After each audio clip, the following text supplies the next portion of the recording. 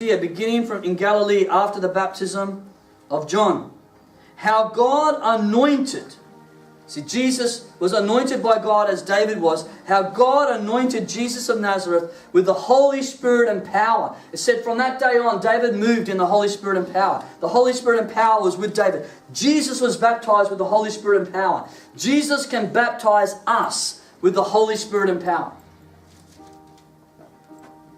How God anointed Jesus with the Holy Spirit and power, and how Jesus went around doing good and healing all who were under the power of the devil. It doesn't just say healing those that were sick, healing all who were under the power of the devil. Why was Jesus able to do this? Yes, God anointed him with power, but why was Jesus able to do this?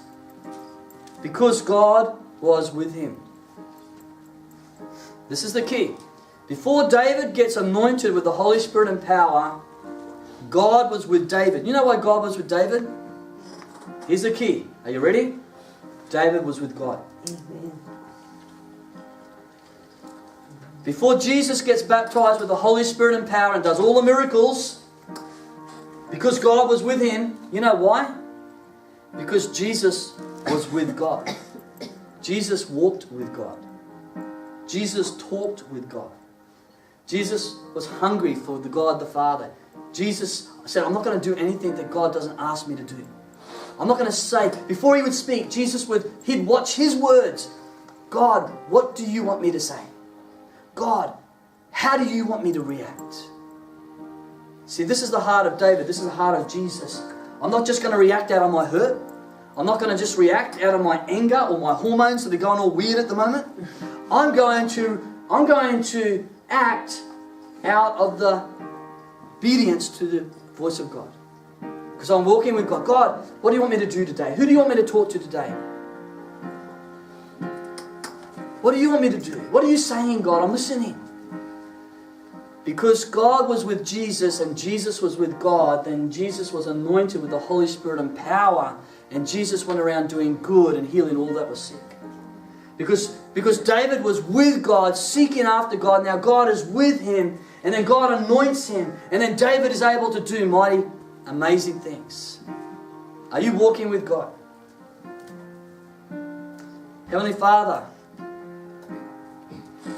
I ask that you would give us understanding and revelation of this message. I would bind up the works of the enemy that would try to come like the birds of the air that comes to steal the seed from our hearts before it even bears fruit. I'd bind up and I'd cut off every scheme of the enemy to steal this message from our hearts. Lord, I would say, let your seed of your word bear much fruit in our lives this day, Lord. Do you want that? Yes, Lord. Don't go and forget like the seed that was trodden on by the wayside and it never ever bore fruit. Don't be someone that forgets this word. Be someone, allow your heart this morning to become good soil. Amen. It's in the good soil that the seed becomes a harvest.